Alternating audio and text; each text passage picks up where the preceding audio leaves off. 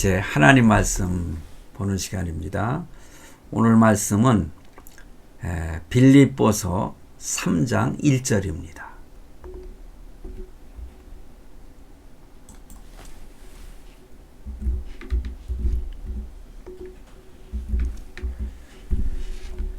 빌립보서 3장 1절 제가 읽습니다. 정말로 나의 형제들아 주 안에서 기뻐하라. 너희에게 같은 말을 쓰는 것이 내게는 수고로움이 없고 너희에게는 안전하니라. 아멘. 오늘 빌립보서 3장 1절 한 구절입니다. 저는 이 한 구절을 지난 한 주간 동안 묵상하면서 이 한 구절 속에는 엄청난 의미가 또 하나님의 뜻이 포함되어 있다, 이렇게 생각하게 됐어요. 그래서 오늘 이 성경 한 구절 가지고도 뭐 1시간이든 2시간이든 많은 시간을 설교할 수 있는 그런 내용이 있는데, 그렇다고 해서 오늘 길게 뭐 말씀을 드리고자 하는 것은 아니고요. 오늘 말씀 가운데에서 기쁨이라고 하는 단어를 가지고 함께 묵상하고 생각해보는 그런 시간을 갖고자 합니다. 그래서 제목을 영적 싸움의 가장 큰 무기, 기쁨. 그렇습니다. 이 기쁨이라고 하는 거요, 참 대단한 무기거든요. 성도 여러분, 여기서 영적 싸움이라고 표현했는데 저는 그렇게 생각합니다. 하루하루의 매일매일 삶, 우리가 살아가는 이 삶 자체는 영적인 싸움이다, 영적인 전쟁이다. 저는 그렇게 생각을 합니다. 왜 그런지 아십니까? 순간순간 사단은 우리의 그 마음을 흔들고 하나님을 떠나게 하고, 그러면서 범죄케 하고 우리의 기쁨을 빼앗아가려고 얼마나 공격하는지 몰라요. 그런 가운데 우리는 그 대적하는, 우리를 향해서 공격해오는 검은 세력, 악한 세력, 이 사단이를 물리치기 위해서 늘 투쟁하는 그런 믿음의 삶을 우리가 살 수밖에 없다는 거죠. 그런 측면에서 영적인 싸움의 가장 큰 무기는 뭐냐? 저는 기쁨이라고 저는 생각을 했어요. 왜 그런지 아십니까?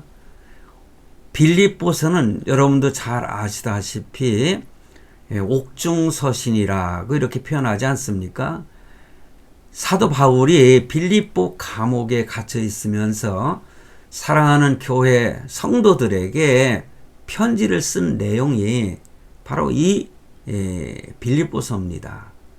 지난 시간에 말씀을 드렸듯이 에바브로디도를 통해서 바울은 그가 영적 싸움에서, 그러니까는 어떤 면에서는 사도 바울을 이렇게 수종드는 일 그 자체가 그는 하나님의 일이라고 생각을 했다고 말씀을 드렸죠.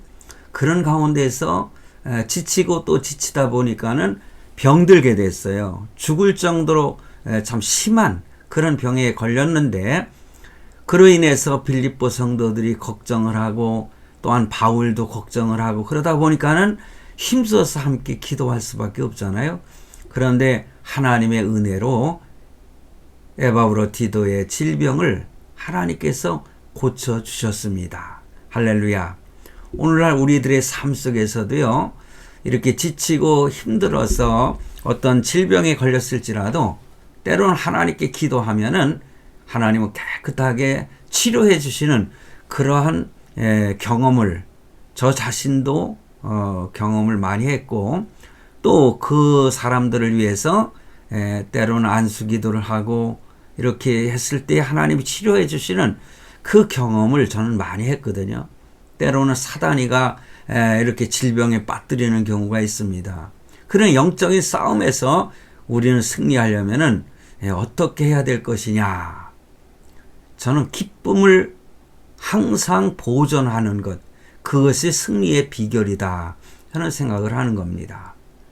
그래서 영적인 싸움에서 가장 큰 무기가 뭐냐? 기쁨이죠. 우리가 기쁨을 잃지 않고 있을 때는요, 사탄이가 우리를 흔들 수가 없어요. 혹시 흔들지라도 마음에 기쁨이 있으면은요, 이 모든 것들이 문제가 되지 않습니다. 그래서 저는 목회를 하면서 성도들에게 또 영적인 훈련을 하는 제자 훈련을 할 때에도 그런 얘기를 했어요. 어떤 실질적인 우리의 삶 속에 문제가 생겼을 때에 그 문제에 빠지지 말라. 문제를 문제화하지 말라. 저는 그렇게 강조하면서 가르쳤습니다. 그리고 제 자신이 그렇게 살려고 노력을 했어요. 어떤 문제가 발생했을 때에 뭐 이런 일이 있을 수 있지, 어려움이 있을 수 있지 하면서 그거를 극복하기 위해서 그렇다고 시험에 빠지거나 기쁨을 상실하거나 그렇지 않으면은요, 그 문제가 좀 기간이 지나면은 서서히 사라져버리고 해결되는 그런 경험을 저는 많이 했습니다. 성도 여러분, 오늘 말씀을 들으시면서 우리 함께 묵상할 때에 여러분들의 어떤 삶에 어떤 그 어려움과 고통이 있을 때에, 문제가 있을 때에 하나님께 이 문제를 해결해 주시기를 위하여 기도하고, 결코 기쁨을 소멸하지 않으면은 항상 그 시험에 빠지지 않고 승리하고 그 문제는 하나님께서 해결해 주실 줄로 여러분 믿으시길 바랍니다. 그래서 오늘 말씀에 종말로 나의 형제들아, 주 안에서 기뻐하라. 너희에게 같은 말을 쓰는 것이 내게는 수고로움이 없고 너희에게는 안전하니라. 여러분, 안전하니라 라는 이 말씀을 한번 깊이 묵상을 한번 해보시기 바랍니다. 공격하는 사단의 무리들, 지금도 이 예배 시간에도요, 사단이가 어떻게든지 이 예배를 방해하려고 하는 그런 악한 세력들이 우리를 흔들고 공격하고 있는 것입니다. 그러나 우리가 오늘 말씀처럼 주 안에서 기뻐하라. 그리고 예배의 기쁨을 소멸하지 않으면은 결코 흔들리지 않고요, 우리는 안전한 그러한 존재가 된다. 이렇게 저는 믿는 것입니다. 제가 오늘 읽어드린 성경은 개역 한글이거든요. 그런데 개역 개정에는 이 종말로라고 하는 단어가 끝으로라는 단어로 이렇게 달리 번역을 했어요. 그래서 어떤 면에서는요, 끝으로라고 하는 이 표현이 더 잘 맞을지도 몰라요.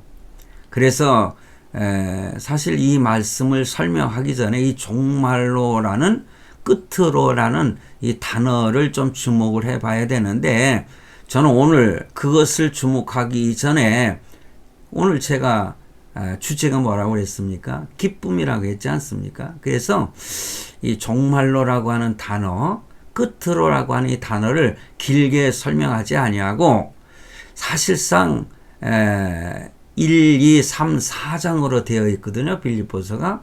제가 2장까지 설교를 다 했고 오늘 3장 1절로 설교를 들어가지 않습니까?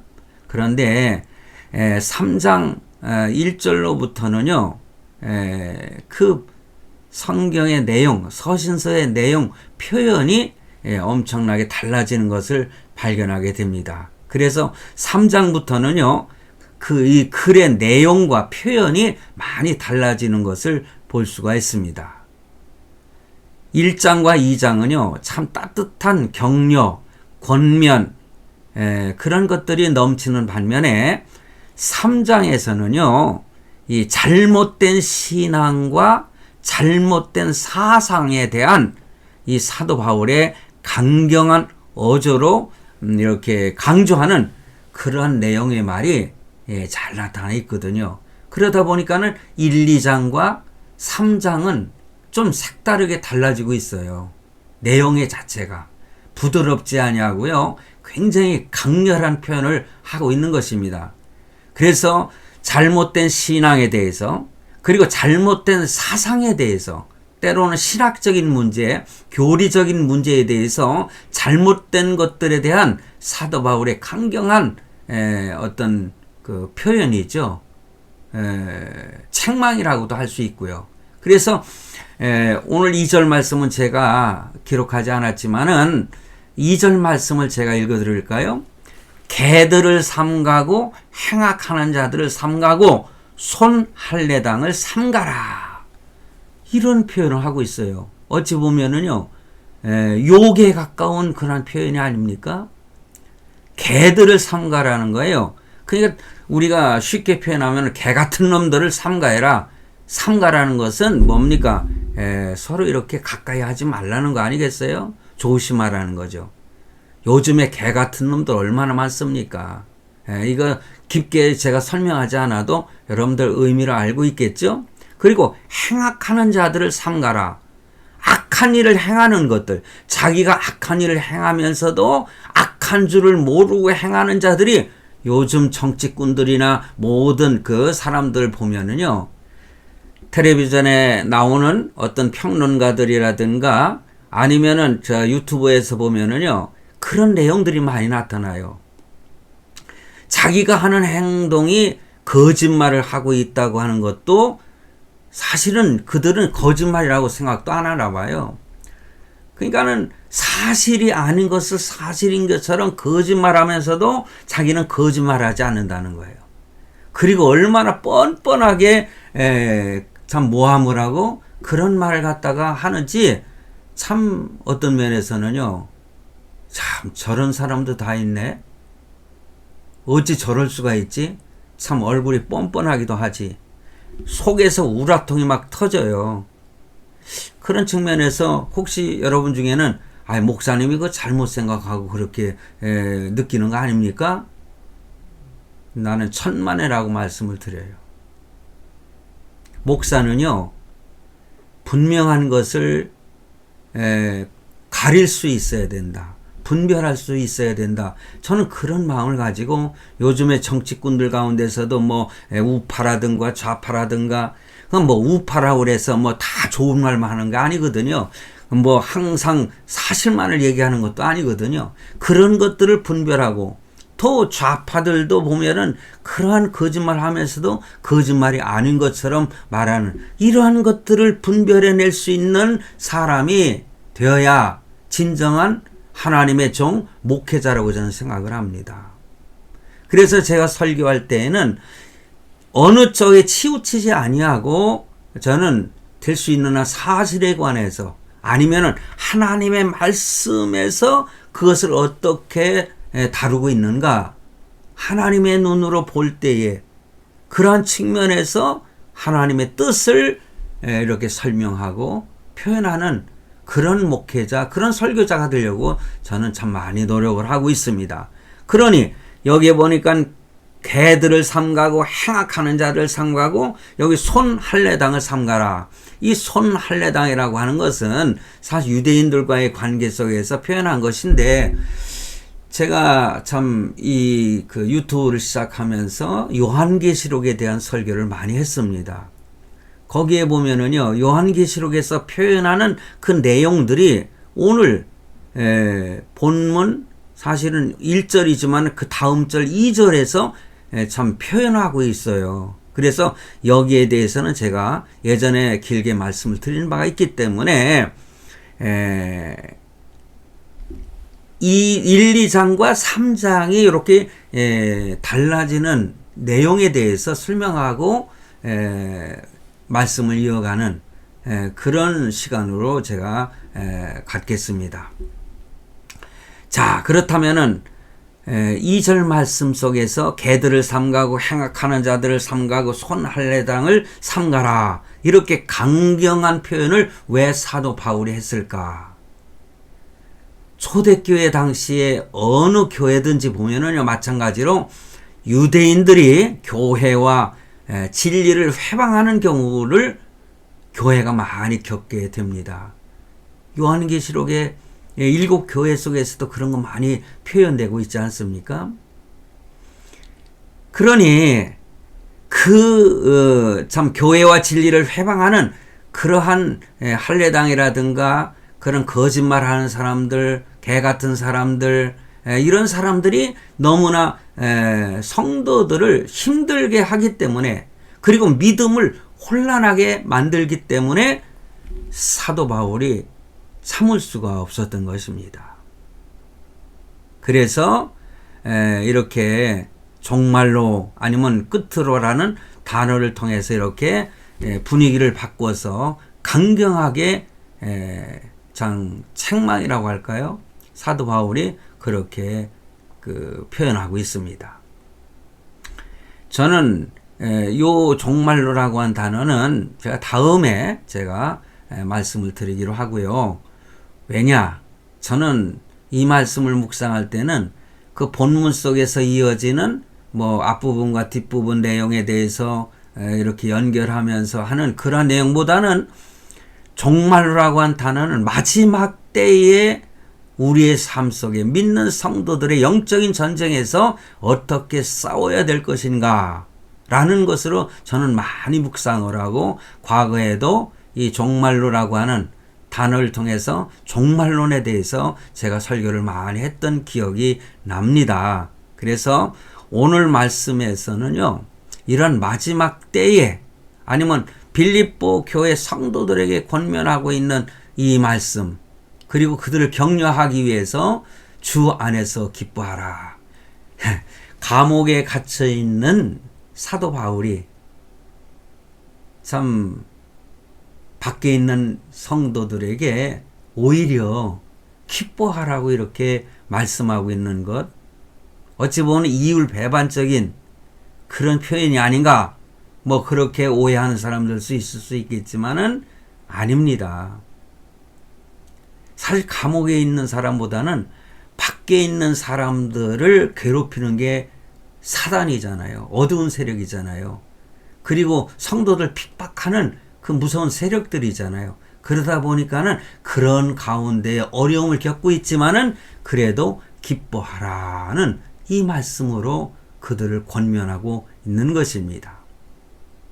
그러면서 뭐라고 하고 있습니까? 에바브로디도와 디모데, 그 비유로 그들의 내용을 가지고 그 빌립보 교회 성도들을 서신서를 보내면서 격려하고 위로했지만은 그 주 안에서 함께 기뻐하고 하나가 되라는 그런 말씀을 강조하고자 하는 그런 뜻에서, 사단이가 그렇게 공격하고 힘들고 어려운, 그래서 문제에 빠질 수밖에 없는 상황 속에서도 너희들은 주 안에서 하나가 되고, 그리고 기뻐하라.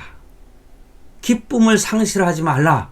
그러면은 영적인 전쟁에서 승리할 수 있다. 이런 말씀을 하고 있는 것입니다.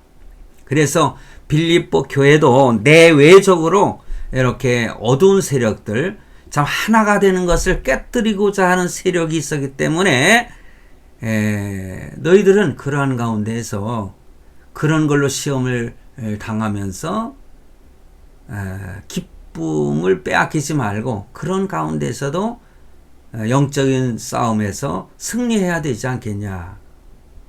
제가 1장 2장을 설교하면서요, 빌립보 교회의 그 유오디아와 순두계의 그 감정 싸움을 제가 말씀드린 바가 있지 않습니까? 그리고 또 하나는 좀 전에도 말씀을 드렸듯이 손할례당이라든가 이런 또 악한 일을 행하는 자들, 이런 자들이 그 유대교의 율법을 가지고 복음을 깨뜨리려고 하는 그러한 세력들이 있기 때문에 이런 하나가 되라, 그리고 기뻐하라, 이런 말씀을 하고 있는 것입니다. 그러므로 한마디로 말하면은 빌립보 교회에서 영적인 전쟁을 하고 있는데, 그 영적인 전쟁에서 승리하려면은 어떻게 해야 되느냐? 기뻐하라는 것이죠. 그래서 이 영적인 전쟁에서 이기는 가장 좋은 방법이 뭐냐? 그것을 사도 바울은 가르쳐 주기를 위한 것입니다. 그게 뭡니까? 주 안에서 함께 기뻐하는 것입니다. 우리가 기쁨을 상실하게 되면은요, 부모와 자식 간에도요, 트러블이 생겨요. 감정 싸움이 생겨요. 또 부부끼리도 서로 기쁨을 상실하면은 상대방이 조그만 거스리는 얘기만 해도 팍 튕겨져 올라가고 참 악한 말이 나오고 막 그러면서 싸움이 일어나는 거예요. 그러나 느긋한 기쁨을 상실하지 않고 늘 주 안에서 기뻐하는 마음을 가지고 있으면은 어떤 상대가 나에게 좀 싫은 소리를 해도 그냥 이러면서 웃어 넘길 수 있지 않겠어요? 저도 그런 경험을 많이 합니다. 그러니 뭔가 기쁨을 빼앗아가요, 사단이가. 그러면 뭔가 조그만 말을 해도 서운하고 자기를 향해서 공격하는 것 같고 그냥 침해를 당하는 것 같고 상처가 되는 것 같고 그러니까는 막 서로가 이렇게 쌈박질을 하게 되는, 그래서 이 영적인 전쟁에서 패하는 거죠. 그래서 저는 어떤 일이 벌어졌을 때 저는 그런 생각을 해요. 아, 이것도 다 내 잘못이로구나. 내가 하나님 앞에 더 많이 기도했으면은, 내가 하나님의 말씀으로 더 내 자신을 지켰으면은, 뭐 이런 생각을 하면서 내가 부족해서 그렇지 하면서 그런 것들을 수용을 하게 되거든요. 성도 여러분, 혹시 마음에 기쁨이 없습니까? 그렇다면은 사단이가 내 마음속에서 기쁨을 빼앗아간 거예요. 그때부터는 영적인 전쟁에서 실패할 수밖에 없어요. 모든 일들에. 그러니 항상 우리가 하나님께 기도할 때는 내 마음속에 성령으로 충만하시고 성령으로 주어지는 그 기쁨을 충만하게 맛보며 살아갈 수 있도록 해 주옵소서. 이렇게 기도하시면은 늘 하나님께서 우리의 마음속에 기쁨으로 충만케 하실 줄로 믿습니다. 자, 그런데 오늘 말씀 속에서요, 1절 말씀이지만은 이렇게 내가 너희에게 반복적으로 다시 말하는 것에 대해서 번거롭지 않다, 어렵지 않다, 뭐 이런 표현을 하고 있지 않습니까? 그게 다시 제가 이제 그 말씀을 드리면은, 자, 너희에게 같은 말을 쓰는 것이 내게는 수고로움이 없고, 이 같은 말을 자꾸 반복을 하는 거예요.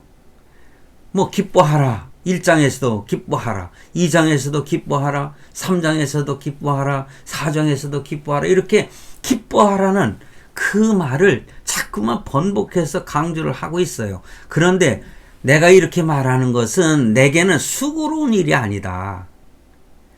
또 이렇게 내가 표현을 하고 자꾸만 거듭해서 강조하고 또 거듭해서 말하고 그래야만이 너에게는 안전하다. 이렇게 사도 바울이 표현을 하고 있는 것입니다. 그러므로 계속해서 이렇게 반복해서 강조하는 것, 이것은 굉장히 중요한 의미를 가지고 있기 때문에 강조하는 것입니다.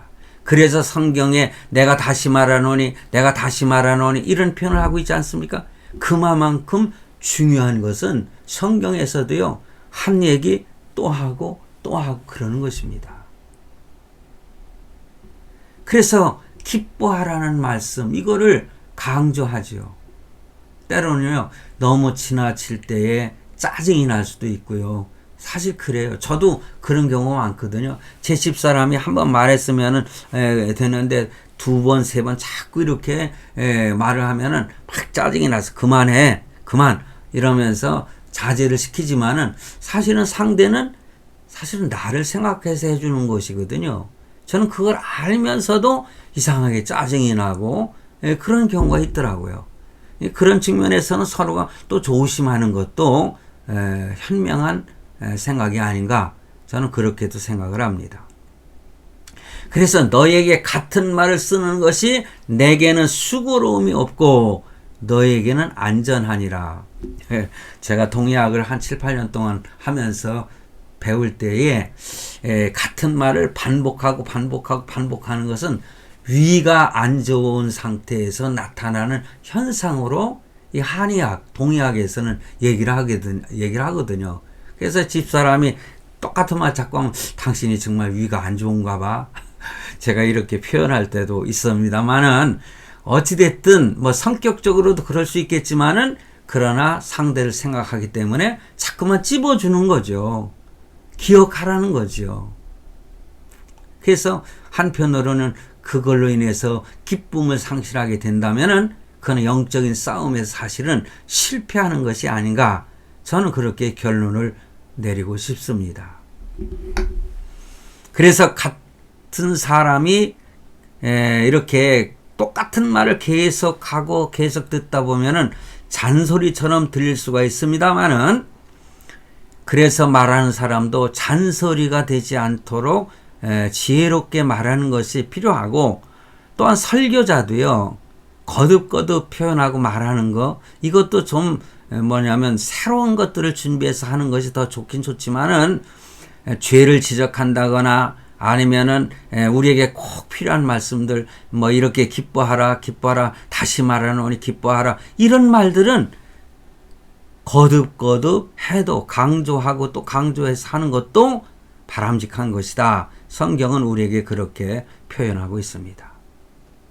하나님이 그렇게 말씀하고 있어요. 왜냐? 하나님도 중요한 말씀은 다시 말씀하시고 또 다시 말씀하시고, 예수님도 그렇게 표현하는 말씀이 참 복음서에 보면 참 많이 있거든요.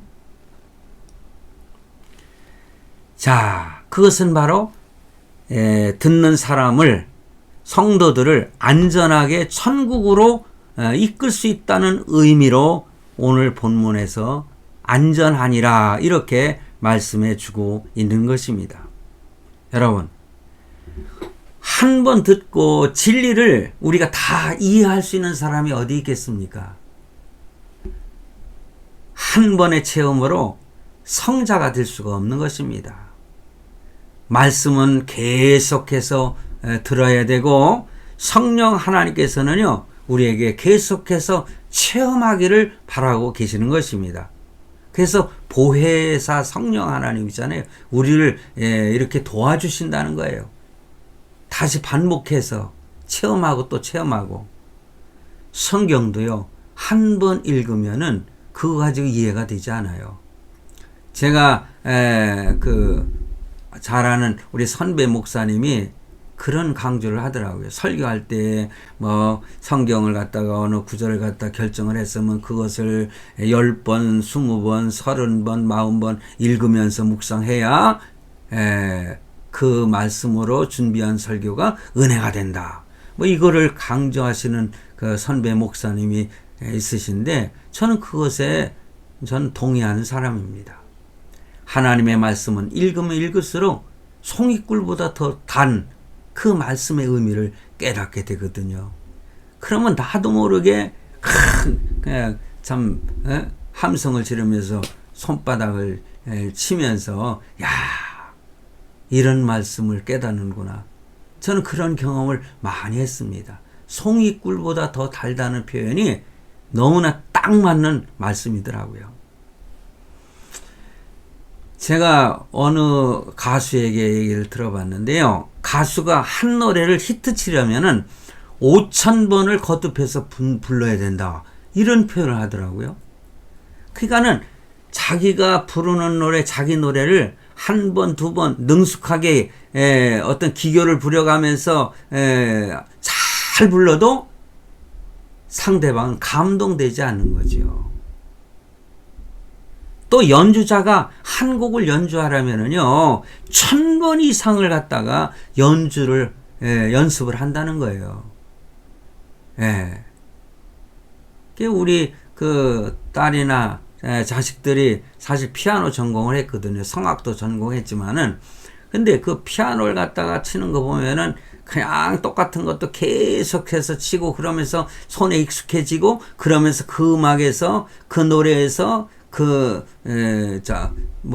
곡에서 뭔가 표현하고자 하는 작곡자의 의도를 깨닫게 되고, 그 감성이 이런 기교로 표현이 되기 때문에 그 연주를 듣는 사람이나 그 노래를 듣는 사람이 감동을 받게 된다는 거죠. 그래서 자꾸 강조하는 것은 그렇게 나쁜 일은 아니다. 저는 기도도 마찬가지라고 생각을 해요. 기도도 한 번, 두 번, 세 번 계속해서 기도할 때에 내 마음속에 더 확신이 생기게 되고 하나님의 응답을 확신하게 되는 그런 경험도 하게 되는 것입니다. 그러므로 오늘 강조하고자 하는 이 기쁨이라고 하는 것은 영적인 전쟁의 최고 무기다. 그래서 결론적으로 말하면은 사도 바울이 왜 주 안에서 하나가 되어 기뻐하는 것을 강조했느냐? 우리의 삶, 매일매일의 삶은 영적인 싸움의 계속이기 때문에 이 영적인 전쟁에서 기쁨이 무엇보다도 소중한 최고의 무기가 되기 때문에 그런 것입니다. 그래서 빌립보서 2장 2절로 4절에 보면은요, 마음을 같이하여 같은 사랑을 가지고 뜻을 합하며 한 마음을 품어 아무 일에든지 다툼이나 허영으로 하지 말고 오직 겸손한 마음으로 각각 자기보다 남을 낮게 여기고 각각 자기 일을 돌볼 뿐더러 또한 각각 다른 사람들의 일을 돌보아 나의 기쁨을 충만하게 하라. 나의 기쁨을 충만하게 하라. 그러니까는 악한 마음에 빠져서 자꾸만 기쁨을 상실해 버리면은 영적인 전쟁에서 실패하게 되는 것입니다. 그래서 기뻐하는 삶 속에는요, 저주가 틈타지 못합니다. 뿐만 아니라 불행도 틈타지 못하고요, 이단도 틈타지 못하는 거예요. 왜 이단이 이상한 진리를 가지고 우리에게 도전하고 찾아옵니까? 교회 생활이 기쁨이 없다는 것을 알고 있기 때문에 그런 사람에게 찾아가서 내가 너에게 다른 기쁨을 줄 수 있다고 하면서 우리를 유혹하는 것입니다. 그러므로 만약에 교회 생활이 즐겁고 또 말씀과 기도의 맛을 아는 사람에게는 이러한 이단이 접근하지 못하고, 접근한다 할지라도 우리는 충분히 물리쳐버릴 수가 있는 것입니다. 불행과 저주도 기쁨이 있을 때는요, 우리를 찾아와도 실패하게 되는 것입니다. 사도 바울은 그래서 주 안에서 기뻐하라.